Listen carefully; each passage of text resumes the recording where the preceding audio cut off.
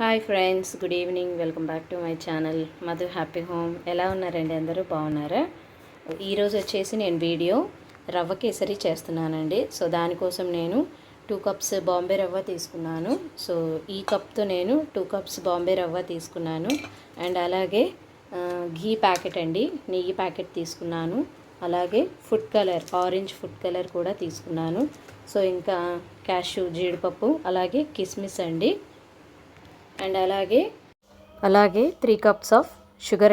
ఏ కప్పుతో అయితే రవ్వ తీసుకున్నామో నేను అదే కప్పుతో తీసుకున్నాను 3 కప్స్ షుగర్. మనము దీని ప్రాసెస్ ఏంటో చూద్దాము. Okay friends.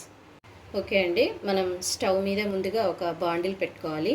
స్టవ్ ఆన్ చేసి దాంట్లో ఒక 3 టేబుల్ స్పూన్స్ ఘీ వేయండి, నెయ్యి వేయండి. సో నేను ఇక్కడ ఉన్న నెయ్యి మొత్తం వేసేస్తున్నాను. మీ దగ్గర చేస్తే చాలా మంచి టేస్ట్ అనేది వస్తుందండి. డ్రై ఫ్రూట్స్ ఉన్నాయి కదా, కిస్మిస్ అలాగే జీడిపప్పు, ఈ రెండును మనము ఫ్రై చేసుకుందాం. ఇప్పుడు వీటిని దోరగా వేయించుకోవాలండి. జీడిపప్పు అలాగే కిస్మిస్. సో నా దగ్గర ఇలాచీ లేదండి, అందుకని ఇలాచీ వేయలేదు. చూస్తున్నారు కదా, ఈ కలర్ గోల్డెన్ బ్రౌన్ కలర్లో వచ్చేయాలండి. సో ఇవి తీసి మనము పక్కన పెట్టేసుకుందాము. సో ఇప్పుడు దీంట్లో ఇంకొంచెం ఆయిల్ వేసుకొని దాంట్లో రవ్వ, బాంబే రవ్వ వేసి మనము కలర్ చేంజ్ అయ్యే వరకు బాగా కలుపుకోవాలండి. అరోమాటిక్ కలర్ అనేది రావాలి. చూస్తున్నారు కదా, ఇలా కలుపుతూ ఉండాలండి, లేకపోతే రవ్వ అనేది ఉండలు కట్టేస్తుంది. చూస్తున్నారు కదా, సో కలర్ అనేది చేంజ్ అవ్వాలండి. ఇప్పుడు మనం ఏ కప్పుతో అయితే రవ్వ తీసుకున్నామో ఆ కప్పుతో నేను 2 కప్స్ ఆఫ్ రవ్వ తీసుకున్నాను కాబట్టి 6 కప్స్ ఆఫ్ వాటర్ అనేవి పోసుకోవాలండి. సో వాటర్ పోసుకొని చక్కగా కలబెడుతూ ఉండాలండి, లేకపోతే ఉండలు కట్టేస్తుంది రవ్వ. సో బాగా కలుపుతూ ఉండాలి. కలిపేసిన తర్వాత దీన్ని ఉండలు కట్టకుండా అస్సలు కలుపుతూ ఉండాలి. మీడియం ఫ్లేమ్లో పెట్టుకోవాలండి.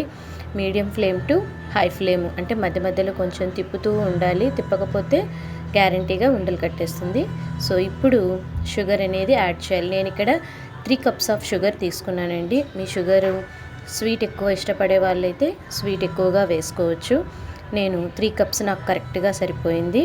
అలాగే దీంట్లో మనము ఆరెంజ్ కలర్ ఫుడ్ కలర్ వేస్తున్నాను చూడండి. సో మనకు కలర్ వేస్తేనే కదా రవ్వ కేసరి అనేది చాలా టేస్టీగా ఉంటుంది.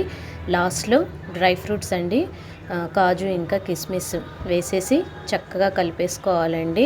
అంతే, ఎంతో యమ్మీగా టేస్టీగా ఉండే రవ్వ కేసరి రెడీ అయిపోయిందండి. ఓకే ఫ్రెండ్స్, ఈ వీడియో మీకు నచ్చితే లైక్ చేయండి, షేర్ చేయండి, సబ్స్క్రైబ్ చేసుకోండి.